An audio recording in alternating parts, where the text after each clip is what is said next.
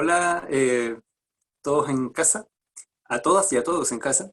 Eh, Planificamos esta actividad como investigadores que estamos trabajando en pos de un museo para Tomé y diseñamos esta pequeña actividad que va a contar de unas cuantas entrevistas o conversaciones a las cuales le denominamos Imaginando el museo desde casa, un poco siguiendo la lógica de, de algunas actividades en que estamos propiciando la reflexión para un futuro museo en Tomé.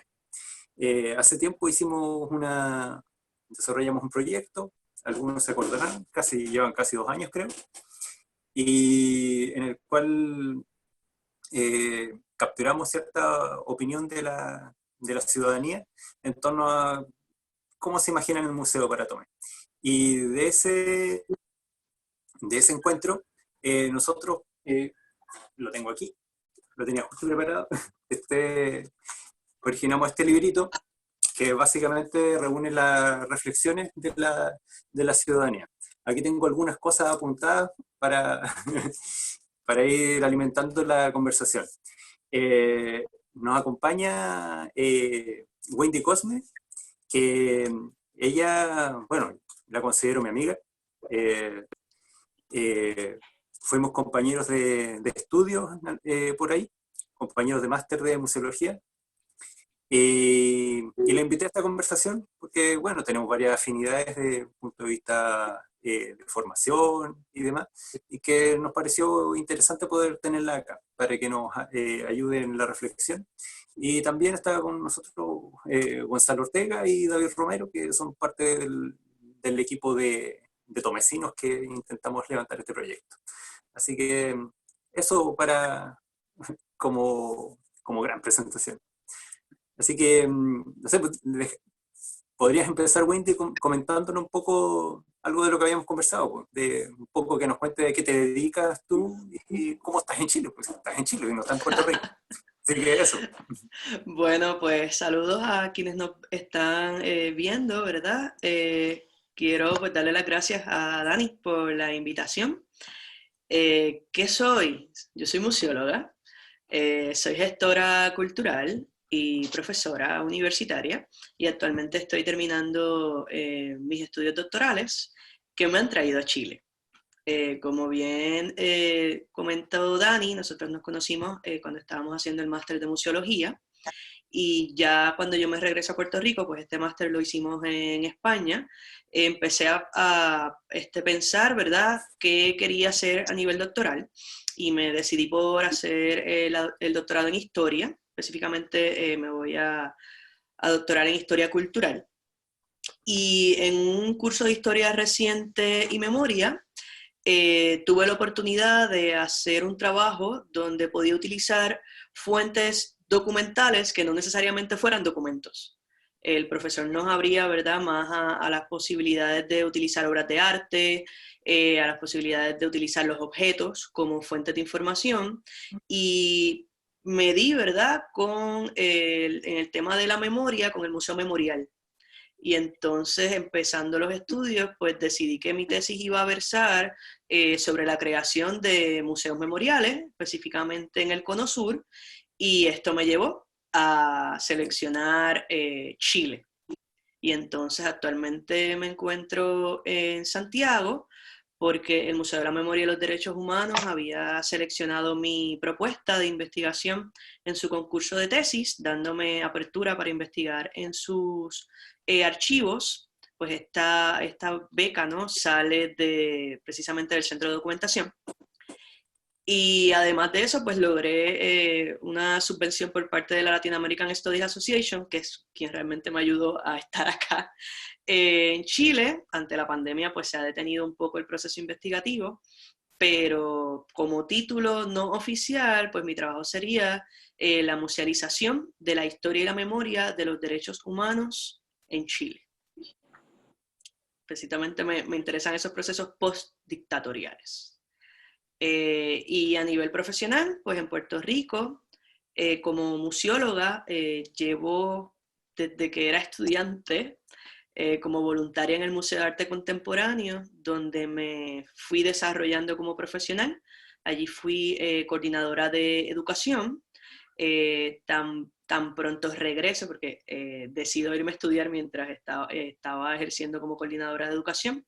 Al regresar, pues trabajé en proyectos de enlace del museo con escuelas, donde desarrollábamos talleres con artistas en las escuelas y también en el museo. La idea era que tuviéramos 2 talleres y que por lo menos los estudiantes, luego de recibir la visita nuestra en sus escuelas, nos visitaran en el museo y también tuvieran talleres ahí. En ese caso me desempeñé como educadora y ya el museo, en conjunto con este enlace con las escuelas, estaba desarrollando un proyecto enlace con las comunidades. En aquel momento era en el marco del 30 aniversario del museo y se llamaba Proyecto Santurce, 30 años del MAC en el barrio, porque el Museo de Arte Contemporáneo, los 30 años que ha existido, aunque en sedes distintas, ha estado en ese barrio específico en la capital, que es San Juan. Y básicamente el proyecto inicial consistía en llevar artistas a desarrollar proyectos de inmersión con las comunidades. Tenían que hacer proyectos artísticos, pero las comunidades participaban de esos procesos, tanto del proceso investigativo como el proceso de creación. Y además, en conjunto, se desarrollaron programas educativos específicamente para lo que yo llamo superadultos, o la tercera edad, o envejecientes. Entonces teníamos proyectos de distintos medios artísticos, no solamente plástica o artes visuales, sino que también habían talleres relacionados al movimiento, a la escritura creativa. Yo inicié con esto en el 2014 y actualmente el programa se llama El MAC en el barrio y ya no solamente está en el área de la capital, ya atiende varios municipios y sigue, ¿verdad?, con esta idea de seguir insertándose en las comunidades, pero también de cierta forma empoderando a las comunidades. Nosotros abandonamos un poco de la misión del museo a veces para terminar ayudando a estas comunidades a desarrollar sus directivas, a rescatar sus centros comunitarios. Ahora mismo tenemos un proyecto que por eso es que me encanta que me hayas invitado, que es esta comunidad, se llama Trastalleres, muy conocida por los músicos de salsa que han salido de su área, que ellos quieren hacer su museo de la memoria. Y sin tener una idea exacta, hasta colección tienen, porque han ido guardando objetos que para la comunidad son importantes y ahora mismo están en su proceso donde nos vamos a insertar en lo que sería desarrollar algo parecido a un plan museológico, que tengo entendido que es lo que ustedes están trabajando en Tome. Así que yo creo que con eso resumo un poco lo que ha sido mi gestión en estos años. ¿Podrías hacer mención? Porque tengo entendido de que el proyecto, el MAC en el museo, es un programa y no un proyecto. ¿Podrías referirte a como, porque aquí en Chile estamos todos en la dinámica de proyectos, proyectos, proyectos, siempre postulamos a proyectos y nos desvivimos en pos del proyecto? Pues mira, ¿Te esto refieres un poco a la diferencia? empezó como un proyecto. Empezó como un proyecto para celebrar los 30 años del museo. Y como un proyecto que tuvo que presentar propuestas y recibió una subvención, en este caso del Estado, ¿verdad? Y entonces pues se desarrollan estos proyectos. Ya luego, cuando van aumentando las expectativas y las aspiraciones, se empieza a continuar llamando proyecto hasta que se logra que por distintas propuestas lleguen fondos adicionales que no solamente sean para la creación de los artistas en las comunidades, sino también para poder emplear personas que se encarguen, ¿verdad?, de lo que sería lo administrativo. Y entonces, ahora, ¿verdad?, es un programa y se está trabajando como un programa. No obstante, ¿verdad?, es importante que sepan que los fondos son externos. No es que el museo ha podido, ¿verdad?, generar unos fondos para sustentarlo del museo. Que sepan que ¿verdad?, la forma en los museos en Puerto Rico tenemos los museos estatales básicamente son los que trabajan o los que trabaja el Instituto de Cultura Puertorriqueña, y son museos muy pequeños. De hecho, el que sería el más grande, que es la Galería Nacional, lleva mucho tiempo cerrado. O sea que más el Instituto de Cultura ahora mismo lo que se ha encargado es de salvaguardar una colección, pero no necesariamente está desarrollando una programación sobre esa colección o la está exponiendo del todo. Y ya luego con los desastres naturales, el huracán, luego los terremotos, que muchos museitos pequeños del sur se vieron afectados, pues ya no es esta idea. Los museos que tienen mayor reconocimiento, entiéndase el Museo de Arte de Ponce, que es reconocido internacionalmente, pues tiene la colección de arte europeo más importante de América.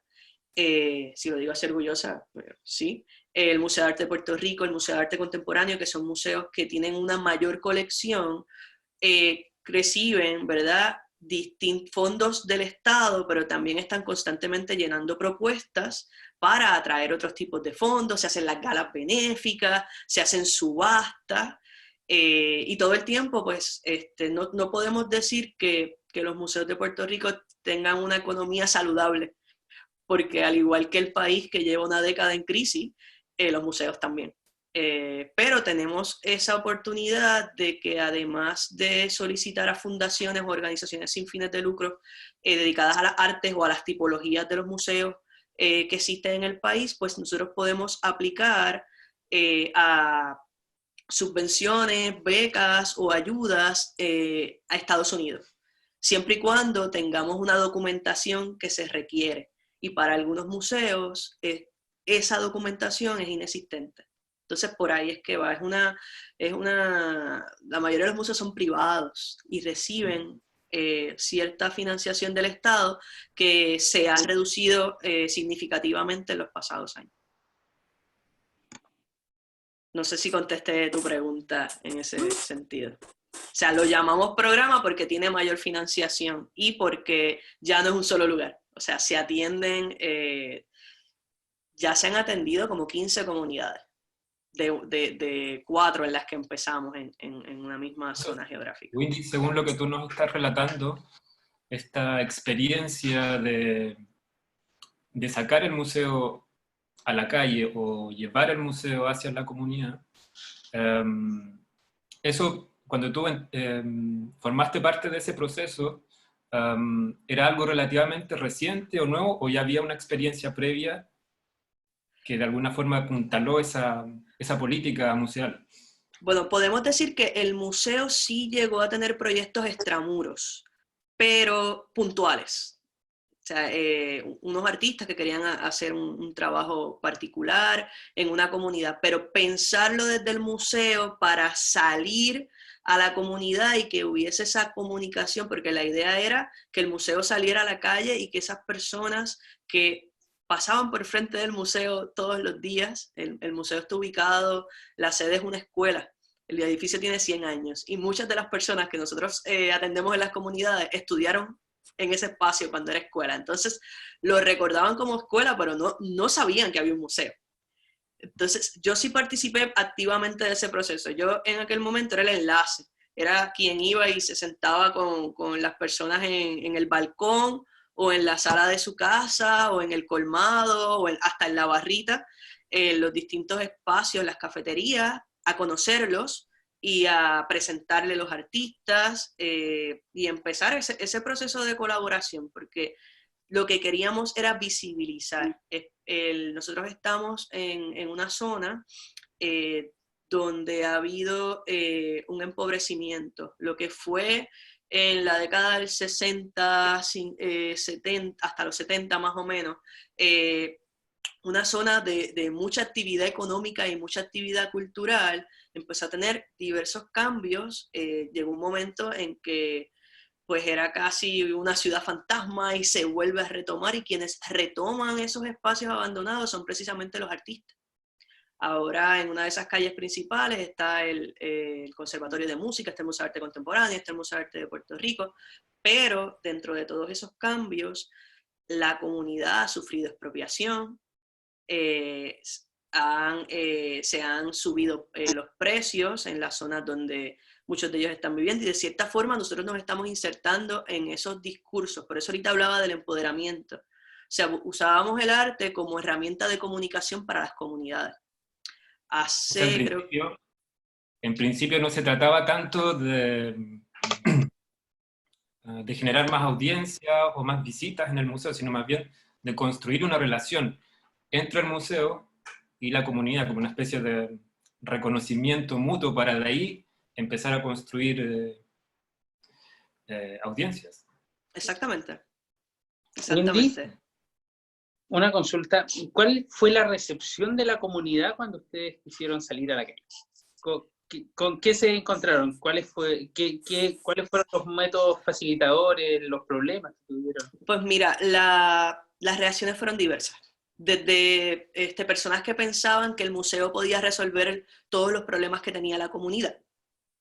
Desde personas reacias porque estaban cansados, porque de momento la zona se ponía de moda y iban y hacían un proyecto, porque claro, y esto volvemos otra vez a la cuestión de los fondos y de no dar continuidad. Y eran reacios porque pensaban que el museo lo que iba era allí a realizar una actividad y se iba a ir y ya está. Entonces, algo que era bien importante para nosotros precisamente era la continuidad. Que el proyecto, el hoy programa, haya crecido, no quiere decir que se han abandonado las primeras comunidades con las que se trabajaron, todo lo contrario. O sea, se sigue trabajando con esas primeras comunidades y se han añadido otras comunidades. Está la gente que colaboró desde el principio. Y eso es, pues, hay que agradecerlo enormemente. Los líderes comunitarios siempre nos han dado la mano, en especial por los talleres que se ofrecían, porque tienen un centro comunitario, pero no tenían una programación. Entonces nosotros le ofrecíamos esa programación y esos servicios gratuitos.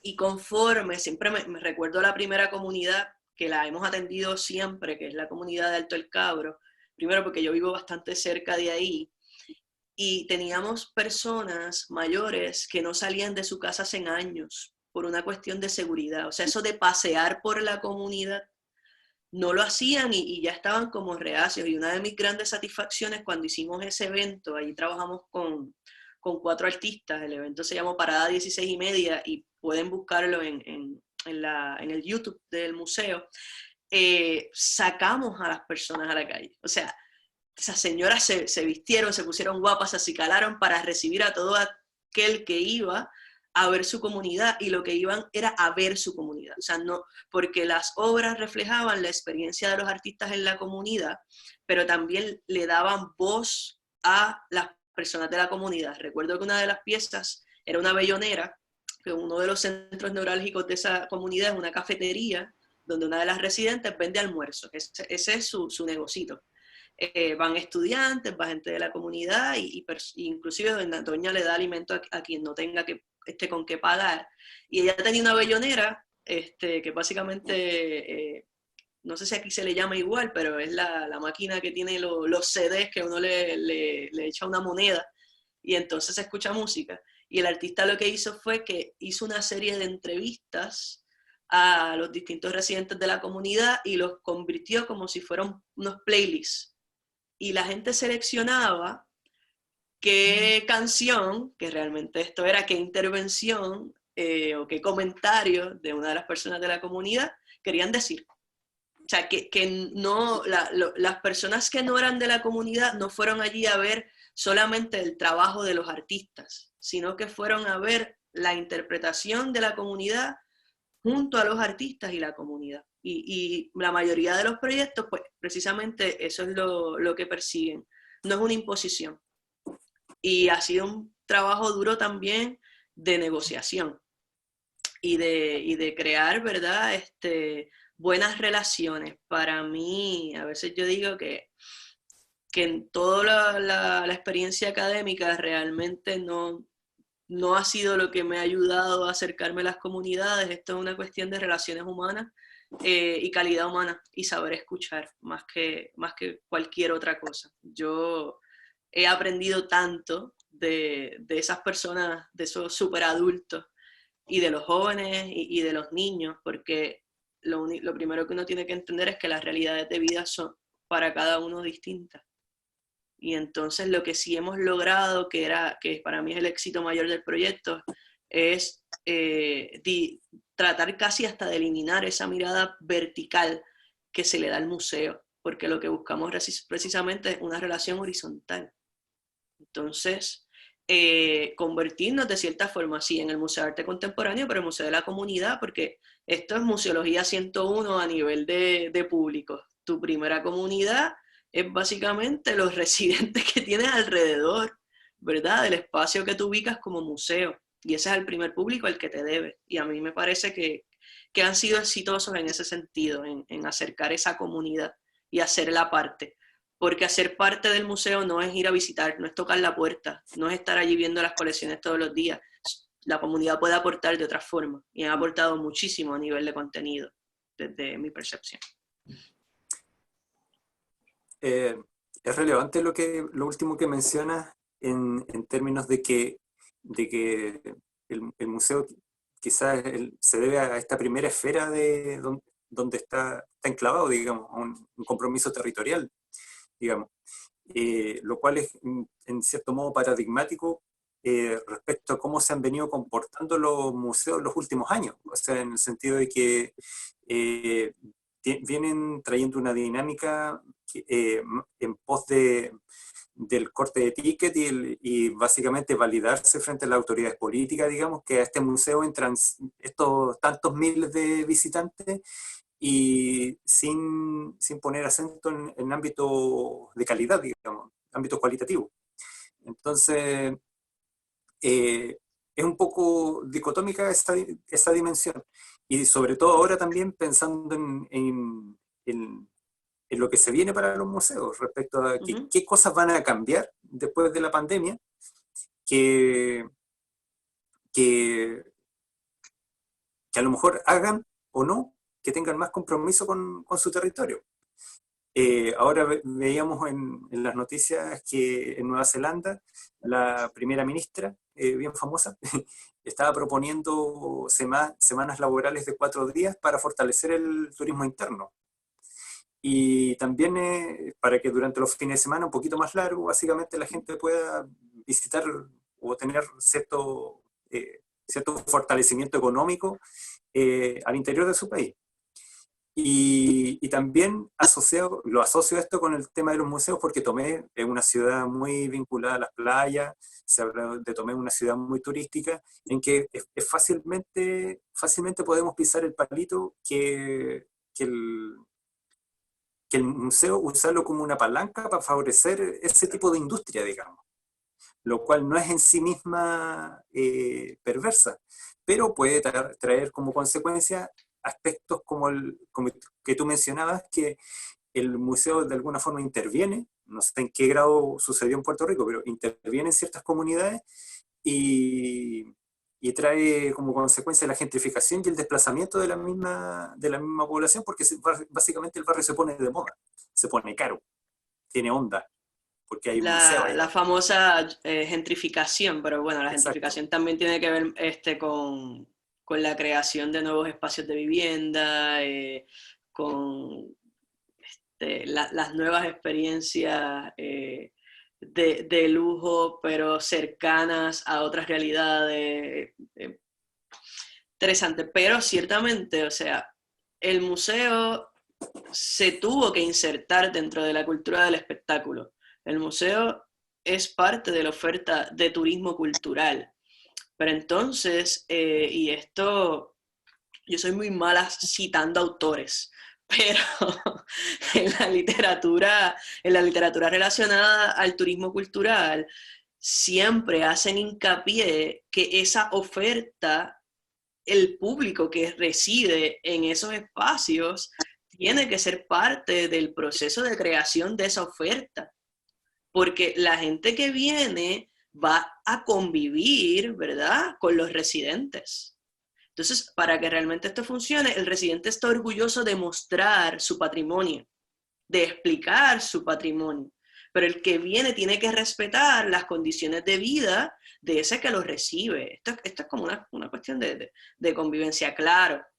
ese es el ideal, porque sabemos, o sea, mi país no es ajeno, es bastante neoliberal también, y sabemos, ¿verdad?, cómo se quiere explotar los espacios, porque como tú bien dijiste ahorita, lo que cuenta es el corte de taquilla, o cuánto dinero puede generar, y no se le da el valor que merece la experiencia. Y si la experiencia es buena, o sea, porque ¿de qué te sirve? La gente que va, a mí me gusta hacer el ejercicio cuando viajo y voy a otros museos, de sentarme un ratito en sala y ver cuánto tiempo está la gente mirando la pieza. A veces solamente leen el título de la cartela y siguen andando.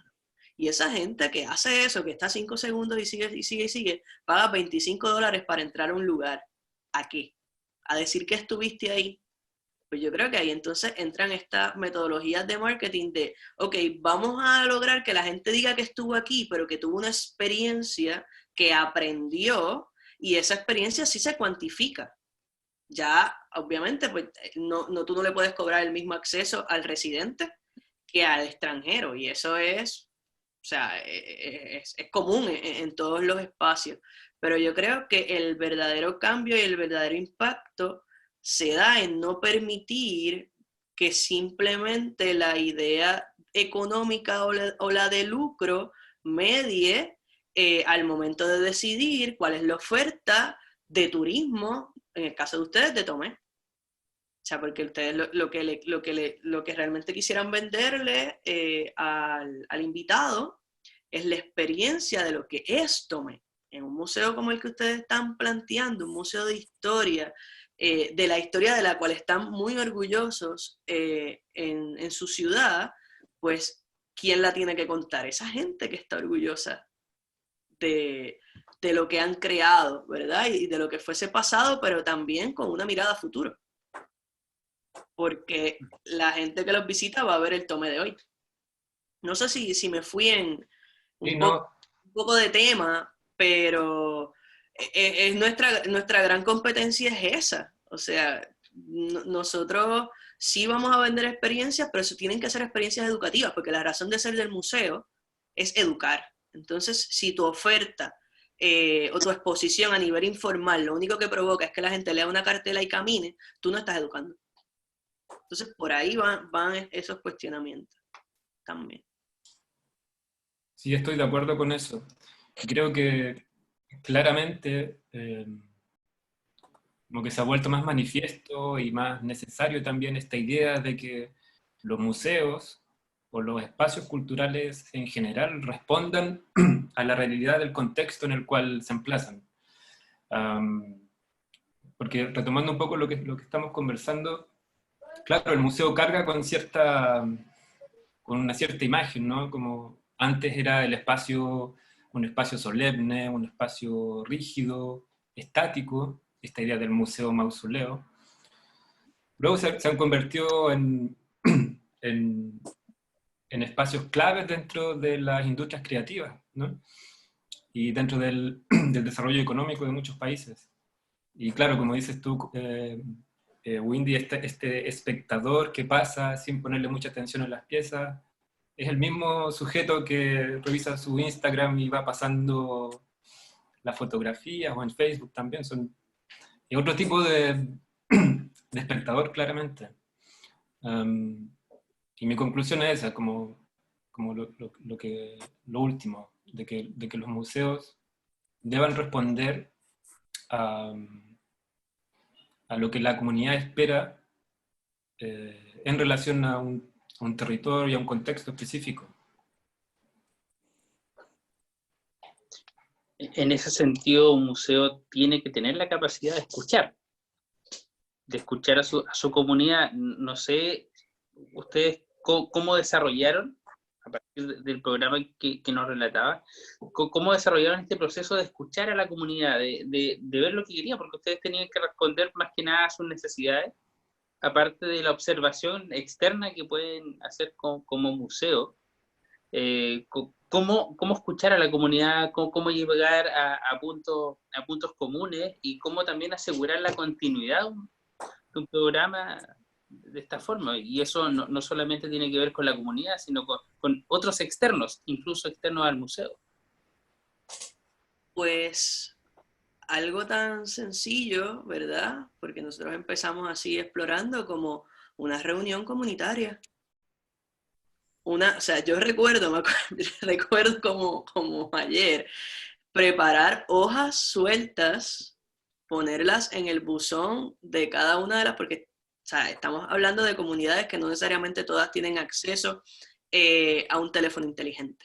O sea, que eso también es importante. Pues nos fuimos un poquito lo que llamamos old school y le convocamos a una reunión y empezamos a trabajar, a informarles a los que iban a esa reunión, pero no sin dejar de comunicarle a las otras personas lo que estaba sucediendo, ¿verdad? En el caso pues, de comunidades pequeñas, sabemos que el boca a boca, puerta a puerta, pero lo primero era, ¿verdad?, hacerle saber a la comunidad que iba a suceder algo en la comunidad. Y no iba a suceder porque nosotros lo decidimos y ya, y punto. Iba a suceder porque ya habíamos hablado previamente, aunque fuese con una persona, con un líder comunitario. Entonces ese líder comunitario es el que nos ayudaba a convocar el resto de la comunidad. Las conversaciones, ¿verdad?, tenemos desde las que se dan en ese tipo de conversación entre 3, 4, 5 personas, eventualmente llega más gente. También tenemos otro insumo que es cuando ellos acceden, ¿verdad?, a participar de las entrevistas. Entonces es otra información adicional que se suma a esa conversación. De ahí nosotros extraemos y vemos las necesidades. Entonces tratamos, ¿verdad?, de cierta forma proponer proyectos que vayan dirigidos a esas necesidades. El Museo de Arte Contemporáneo de Puerto Rico no fue a Trastalleres y dijo, aquí hay que hacer un museo. La comunidad de Trastalleres fue al Museo de Arte Contemporáneo de Puerto Rico y dijo, nosotros nos gustaría hacer un museo de la memoria. ¿Cómo se hace eso? O sea, por ahí va la dinámica. No te puedo dar una fórmula. No te puedo dar una fórmula porque yo creo que eso responde al contexto. Eso siempre va a responder al contexto. Yo recuerdo que nosotros tuvimos que redirigir fondos después del huracán y nos permitieron hicimos un campamento que no era de verano, pero de artes para atender a los niños de las comunidades que no estaban asistiendo a la escuela porque estaban cerradas. En aquel momento la forma de comunicación fue montarme en una bicicleta e ir casa por casa, y veía niños jugando en la calle y le preguntaba, ¿dónde está tu papá? Y iba allá, y le hablaba al papá, y le explicaba lo que era el museo, entonces los matriculaba, teníamos el compromiso. Pues a veces con los proyectos era así también. A veces hay que esperar que también la gente te ve en la calle y dicen, ¿qué ustedes están haciendo? Y tú, o sea, por lo menos yo, que era ese enlace, detenía lo que estaba haciendo y me ponía a hablar con esa persona, a explicarle lo que estaba haciendo. Hay quien te va a decir, ay, qué bueno, que les vaya bien, y siguen caminando, y está el que dice, oye, pero eso está chévere, yo creo que yo te puedo ayudar en esta cosa. O mira, a mi hijo le gustaría, y por ahí se van dando las dinámicas. En mi caso, ¿verdad? En Puerto Rico, pues media mucho la cuestión de la cultura. Nosotros hablamos siempre en Puerto Rico está el averiguado. O sea, hay un grupo de gente reunida y va a haber otra persona que va a querer saber qué está pasando ahí. Pues también, ¿verdad? Esa forma, no necesariamente así tan técnica, pero es una forma coloquial y normal de relacionarnos que también nos funcionó. O sea, obviamente trabajamos cuestiones administrativas con las municipalidades y toda esa formalidad, pero con la comunidad se trabaja desde la informalidad. Wendy, ¿y qué rol juega la colección del Museo de Arte Contemporáneo de Puerto Rico dentro de ese proceso, o qué trabajo se realiza en torno a la colección? Pues debo decirte que las piezas de las que se crean en esos proyectos no necesariamente se quedan en las comunidades, hay algunas que pasan a formar parte de la colección del museo. Han habido artistas que se han inspirado en la colección para, por ejemplo, desarrollar talleres, y el primer proyecto inició con una exposición. y algunas de las piezas de esa exposición también pasaron a formar parte de la colección. Ya en este caso, ¿verdad? Esta es una pregunta que también te podría abundar un poco más la directora del museo, porque ella es la curadora de este proyecto. Y entonces, desde el inicio, ¿verdad? Se pensaba que parte de esas obras que se crearan en comunidad, pues pasaran a formar parte de la colección del museo, y muchas de ellas son parte de la colección del museo. También se han hecho pequeñas exhibiciones con objetos de las comunidades, porque ellos quieren mostrar, ¿verdad?, su colección, en ese sentido. Respecto al tema de las colecciones, mencionar que, bueno, de alguna forma todos los tomesinos, como que hay cierto imaginario de objetos que podrían estar en el museo. O sea, hoy por hoy nosotros decimos de alguna forma que el Museo de Tomé está en las casas de los tomesinos. O sea, hay fotografías antiguas que la gente atesora, objetos de la industria textil, también hay un acervo de obra artística también súper grande, tenemos artistas que también reconocidos a nivel nacional. Entonces, en ese sentido, hay cierta idea de lo que podría ir al museo. Pero mi pregunta va en pos de, en esta dimensión en que el museo se relaciona de forma más o menos horizontal con la comunidad. ¿En qué lugar quedan ellos cuando es el museo como que va con esta espalda de decir, ¿sabes qué? Yo te tengo que decir esto. ¿Sabes qué? Mis valores son estos. Mis valores, no sé, estos son grandes artífices de arte y tienen que enseñarte algo. Entonces, ¿en qué dimensión queda esta idea histórica de que el museo es el iluminado y el que tiene que mostrar? ¿Y cuándo el museo debiera aprender de la gente? Pues mira, yo te digo que ciertamente porque no vamos con esa mentalidad es que el proyecto ha tenido éxito.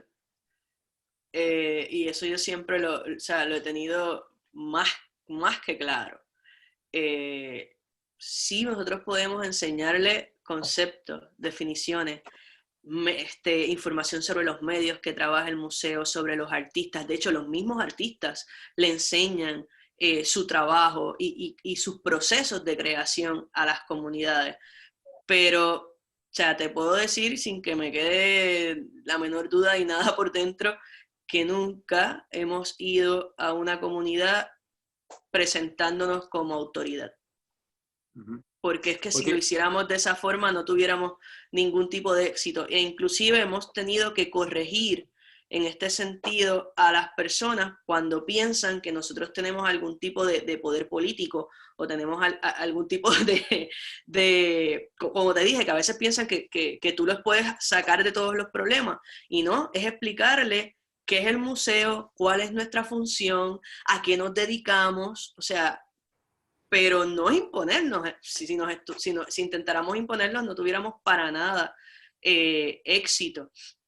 Y más que el Museo de Arte Contemporáneo surge de la comunidad artística. O sea, en Puerto Rico había unos debates bien fuertes en la década de los 80 sobre lo que era el arte puertorriqueño y lo que no era el arte puertorriqueño, y habían artistas, ¿verdad?, que de cierta forma se estaban quedando invisibilizados, y esa comunidad de artistas y de coleccionistas son los que le dan pie a que surja el Museo de Arte Contemporáneo de Puerto Rico, que de hecho estuvo los primeros 2 años sin sede, pero ya iba conformando una colección, y mucha de la colección del museo es donada.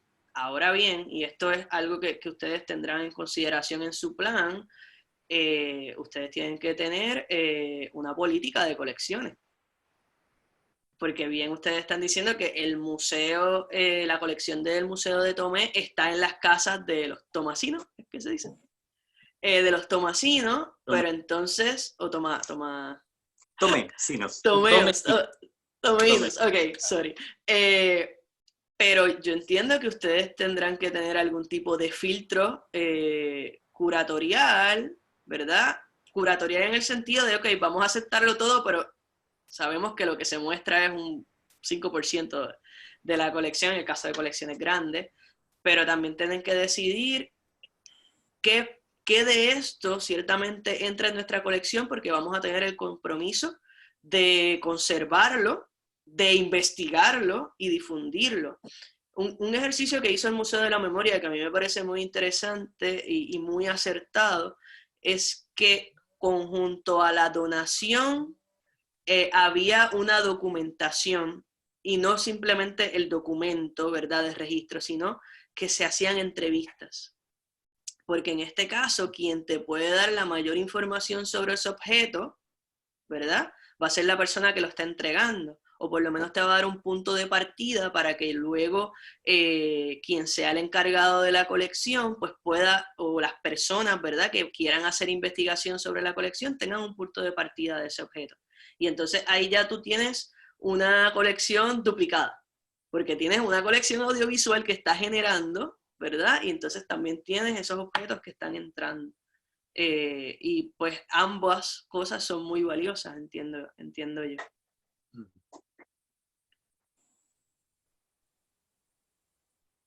¿Una pregunta, chiquillo?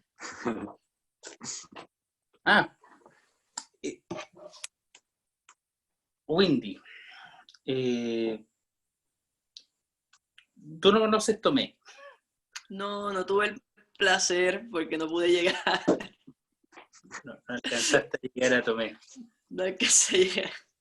No, la pandemia no me dejó. ¿Y el frío ahora? No, ahora vuelvo en verano.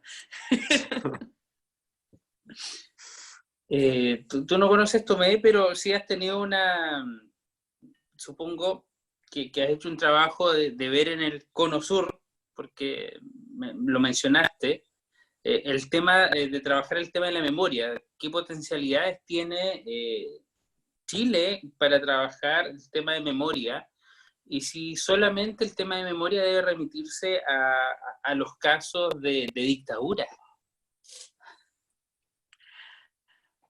Mira, precisamente de eso estaba hablando hace poquito, porque la génesis del Museo Memorial, o sea, el Museo Memorial se da inmediatamente después de que termina la Segunda Guerra Mundial. O sea, los primeros museos memoriales que surgen son el del gueto de Varsovia, el de Hiroshima y eventualmente Auschwitz, pero ese museo surge como museo de historia de los nacionales que estuvieron en Auschwitz. Años después es que se piensa entonces como este gran museo de sitio sobre la memoria del Holocausto. Pero ciertamente esa idea de museo memorial surge del trauma. Ahora, yo entiendo, ¿verdad?, que la memoria tiene diversas definiciones. Y depende, ¿verdad?, del tipo de museo que se quiera crear, pues tendría entonces que asumir una definición de memoria. El Museo de la Memoria y los Derechos Humanos tiene su definición de memoria. La tiene. Básicamente para ellos es la representación de violaciones de derechos humanos de un periodo a un periodo. Esa es su definición. Ahora, como tienen apellido de derechos humanos, pues entonces ya esta es mi crítica, o sea, esta es mi observación, que conste, ¿no? Es que se han abierto la puerta a desarrollar otro tipo de programación educativa, otras exposiciones temporales que van ligadas a la temática de derechos humanos, pero cuando nosotros miramos sus estatutos y miramos, ¿verdad?, el proceso de creación, ellos te lo dicen claramente, esta es la memoria de la que nosotros estamos hablando. Pues yo pienso, ¿verdad?, que si hay un museo que se quiere denominar de la memoria en otro lugar, lo primero que tiene que hacer es definir qué memoria. Entonces, no estaría, si no es una memoria traumática, ¿verdad?, porque de hecho hay uno de los comités de la ICOM se dedica a estos museos, pero su definición de museo de la memoria es precisamente esos museos creados para representar la violación de derechos humanos o por parte de los estados. ¿Podríamos hablar de otros tipos de memoria? Sí, pero entonces habría que definirlas. Ese es mi punto. Y siempre está la discusión porque el Museo de Memoria es un tipo de museo histórico también, pero entonces ese museo memorial sirve a las víctimas, sirve a los familiares de las víctimas, y no solo aquí, o sea, es parte de la tipología del museo. Que podría ser problemático en Chile tú nombrar otro lugar de memoria que no sea específicamente relacionado con la dictadura, te adelanto, eso lo sabes tú, que va a ser problemático y más.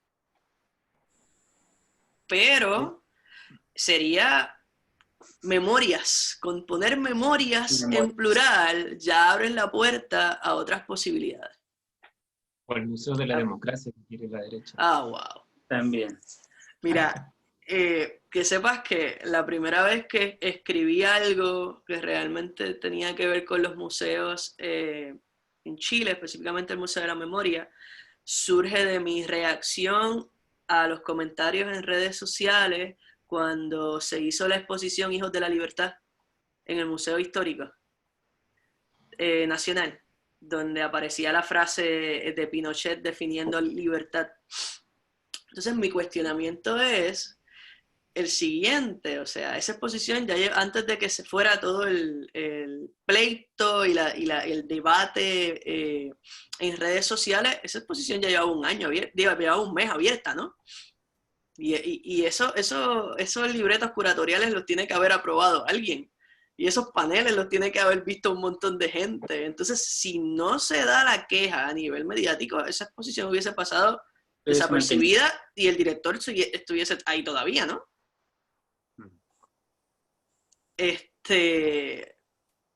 Y tengo muchos issues con el Museo Histórico Nacional, pero esos debates, ¿verdad?, de no resueltos, y esto lo digo con mucho respeto y reconociendo que estoy en el proceso de aprender sobre la postdictadura chilena, la dictadura y, bueno, para entender Chile hay que entender el siglo XIX. En algunos aspectos del siglo XIX. Pero, o sea, desde la humildad de que aún estoy aprendiendo y no soy experta en el tema, pero desde los debates y las posturas no resueltas del Estado, donde todavía no se dice, no se puede realzar la figura de un dictador. El periódico más importante del país no puede publicar el 11 de septiembre en la mitad de la página del periódico a doble página que Pinochet lo salvó de ser Venezuela. Para mí fue bien impactante leer eso porque yo estaba aquí cuando eso pasó. O sea, no se puede seguir validando lo que sucedió en dictadura. Entonces, mientras haya, una cosa es que hayan distintas memorias, pero tú seguir de cierta forma avalando que era necesario la eliminación sistemática de personas y que es bien interesante leer las cartas de la gente que se quejaba de la creación del Museo de la Memoria. Hay un hueco en ese sentido, o sea, no hay una postura clara de lo que debe ser. Y el Museo de la Democracia, los museos de la democracia que se conocen surgen de las entidades de gobierno que trabajan los procesos eleccionarios. Entonces tú dices, tú tienes un Museo Histórico Nacional en Chile que termina con el bombardeo a la moneda, que de hecho ya no está la imagen, ya el proyector no está allí, aparece en el recorrido virtual, pero ya no está, lo que tú escuchas es el sonido. Entonces tú entras a esa sala de la Unidad Popular escuchando bombardeos, sin tener una imagen que te diga de qué rayos es el bombardeo. La gente se dirige más a una vitrina donde hay un televisor antiguo, pero no hay contenido. Sale de ahí, se acabó la historia de Chile, vas a otro espacio de museo que empieza desde el proceso traumático, pero entonces es como si aquí no se contara en ningún lado de espacio de museo lo que fue el proceso de gobierno de Allende, y entonces el Museo de la Democracia busca hacer ¿qué? Dejar de llamarla postdictadura y este momento de pacto, o realmente lo que quieres es hacer lo que hacen otros museos de la democracia, que es hablar sobre los procesos eleccionarios. O sea, para mí fue una gran falta de respeto que proponer eso. ¿Y dónde se iba a proponer? En el Museo Histórico. Por consiguiente, se iba a obviar el periodo dictatorial dentro del espacio expositivo para pasar a la democracia. O sea, hay una idea de borrar la historia desde los espacios de museo. La vieja lógica del empate, de empatar. Exacto, exacto. Bueno, en el Histórico Nacional, al lado de la bandera de Chile, que yo sé que fue robada y luego fue entregada, al final dice que esa bandera también está ahí en honor a los militares caídos en la dictadura. Entonces es como empatar la pelea. Yo creo que eso es lo que tú estás diciendo, y todo esto es mi interpretación de esta primer periodo de inmersión que tengo en Chile, porque todo lo demás, el insumo que tenía era leyendo, ¿no? Artículos, libros, textos, venir acá, ver cómo funciona el Estado, pues ha sido un proceso de empatía para con el ciudadano chileno. Sí, que también hay que dar así algo pequeño, que además es un fenómeno latinoamericano, ¿no? O sea, a partir de los años 90 se genera un proceso de musealización de la memoria histórica y política en diversos países latinoamericanos, y no solo en museos, sino, bueno, sitios de memoria, monumentos, incluso en programas académicos. Entonces hay toda una reflexión generalizada en torno a esa memoria histórica. Y Gonzalo, volviendo a tu pregunta, ¿verdad? De las memorias y las memorias, entonces ahí entraría el debate de la historia, ¿no? Porque si vamos solamente a llamar memoria a lo que tiene que ver con los procesos traumáticos, pues entonces ¿dónde quedarían los testimonios sobre otras temáticas de las personas? Porque entonces el testimonio le ha costado entrar en la historia. Si para la persona, o sea, y categorizar qué de eso que está diciendo la persona es importante para que entre en un museo histórico, el Museo de las Memorias lo que permite es precisamente validar ese recuerdo, esa aportación que puede hacer ese miembro de la comunidad. Entonces, si le podemos quitar de cierta forma o podemos darle otros lugares o otras formas de llamar esas memorias sin quitar la obviedad del proceso traumático, ¿verdad? Porque hay gente que te va a querer hablar de otras cosas. Y me parece que su museo pues persigue no obviar ese periodo, pero también rescatar, ¿verdad? Otros procesos, exacto, y otros periodos. Esos 17 años no se van a borrar y estos 30 y tantos tampoco, pero pasan otras cosas que no necesariamente estaban ligadas al trauma. Y que no podemos obviar, y el día de hoy aún tenemos grandes recursos como para poder acceder a la memoria. Daniel, perdona. No, es que hace rato me quería remitir un poco a este libro, que, como les decía, el que reúne las intenciones de la comunidad para con el Museo de Tomé. Entonces, en las conclusiones, nosotros interpretamos hasta el momento que el museo como que tendría un carácter, hablando de tipología, de un museo de ciudad. Entonces, en este museo de ciudad contenía la diversidad de fenómenos que han acaecido históricamente en Tomé. Y dentro de eso también la gente hace mención a las diversas memorias que debiera contener. Las mujeres, ¿cómo se llaman? Las comunidades LGBT+, las recolectoras, las campesinas. También está la realidad de nuestros antepasados indígenas, digamos, los mapuches. Entonces, aspecto que también de alguna forma contenía el proyecto, hasta donde sé, el proyecto no concretado de Museo de la Memoria de la región del Biobío. O sea, tenía esa dimensión de la dictadura, pero también tenía esta realidad de Concepción como ciudad frontera, que históricamente fue, y bueno, reconocía a los pueblos originarios en una como una dinámica de conflicto que se sucedía en el espacio museal. Entonces, de alguna forma, también la comunidad a quien tomé fue bien sabia y también contuvo ese tipo de sensibilidades y lo espera ver en el futuro museo. Entonces, es bien clarificador en este librito. Te lo vamos a Eso enviar. quería contar. Sí, por favor. Pero en todo caso, para la gente que no está viendo, este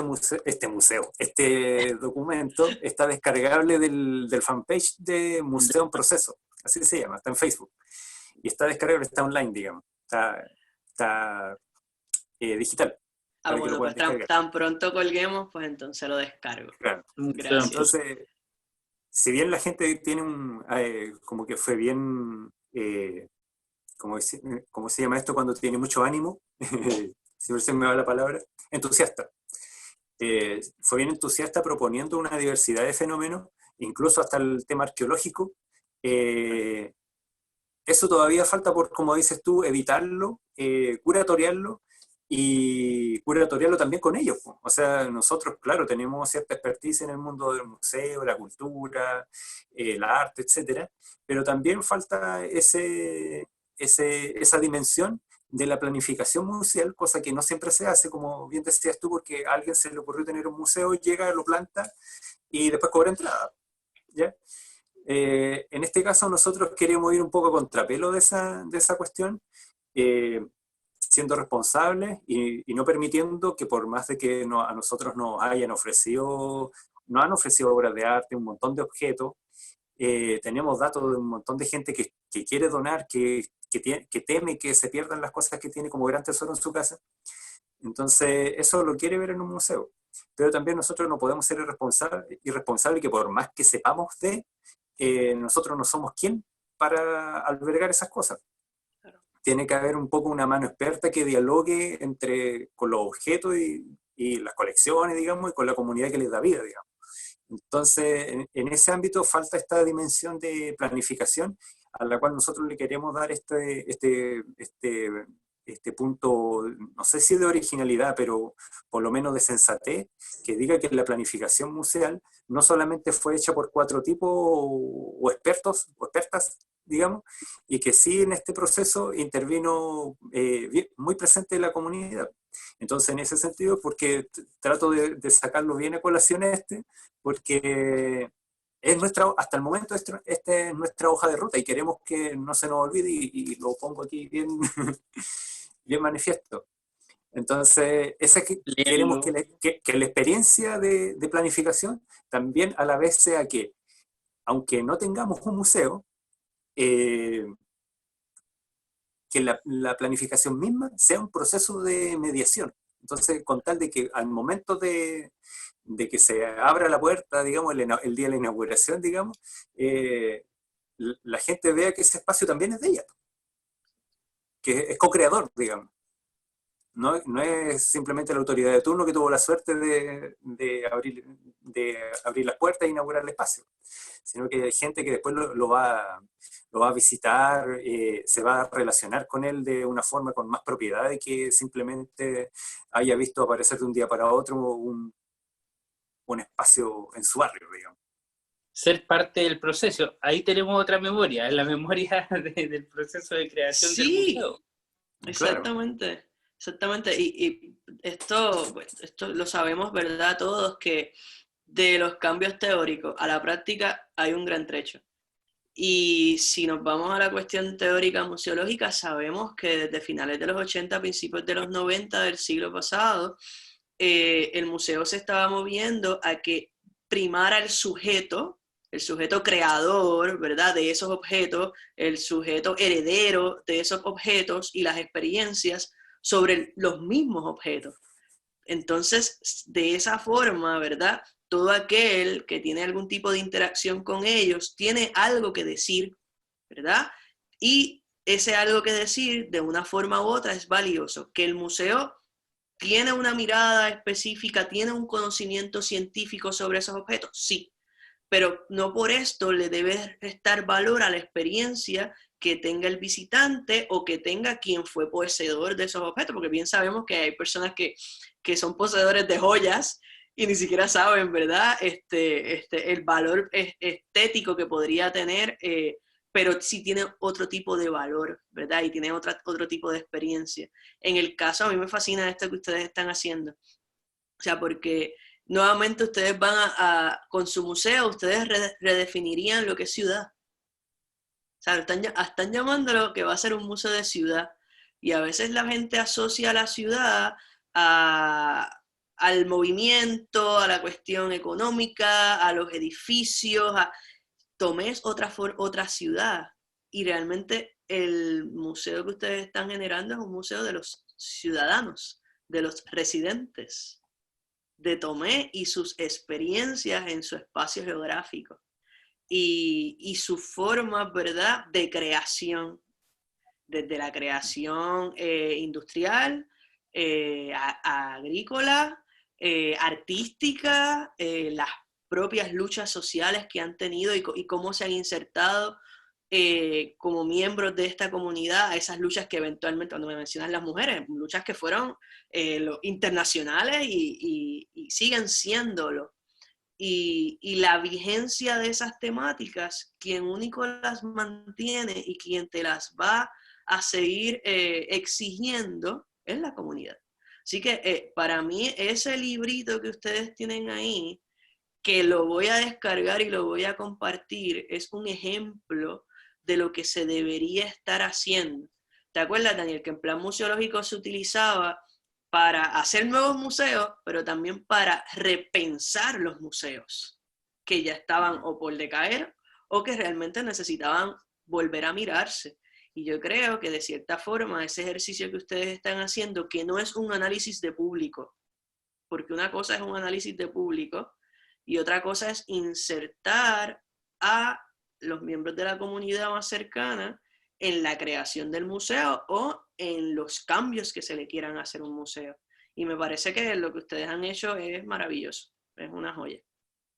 Así que gracias por eso, porque es un documento que se debe compartir y no solamente quedarse en Tomé. Eso esperamos. Eso estamos. Sí. Y es un proyecto que se debe replicar. Punto. Ahí estamos dándole. No sé, chiquillos, si tienen alguna pregunta, porque igual estamos con el tiempo para no extender demasiado el video.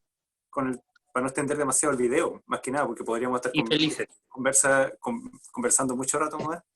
Recuerden que estoy en 4 paredes, así que puedo conversar todo lo que ustedes quieran. Sí. Sí, nosotros podríamos seguir conversando, pero también pensar en el formato del video, digo. Para el video, está que cortarlo ya, pero le podemos dar el cierre. Si todo esto lo vas a editar ahora.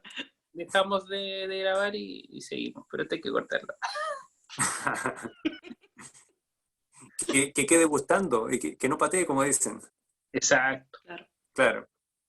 Así que, no sé, por mi cuenta, decir que esperemos que repetir esta dinámica de conversación con otros invitados, y eso sería. Así que, sin otra darle pregunta, las gracias a Wendy por la disposición para conversar con nosotros.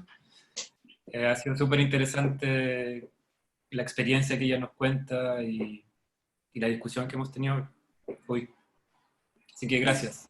Gracias a ustedes nuevamente por la invitación, y yo creo que no deberíamos dejarle una conversación. Como yo les dije, yo me voy a insertar en un proceso parecido al de ustedes, en donde quiero tomar como ejemplo el trabajo que ustedes han hecho, así que no descarto, ¿verdad?, una futura colaboración o ponerme pues en disposición de lo que yo los pueda ayudar.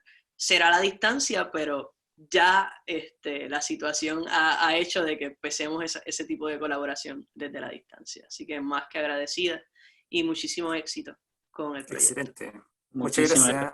Gracias, Wendy. Muchas gracias. Hasta luego. Te esperamos en Tomé cuando se pueda. Sí. Solamente verano. Sí, porque me dijiste que las playas son lindas. Exacto. Las mejores de la región. Muchas gracias, Wendy. Se cuidan. Hasta luego. Ya. Pero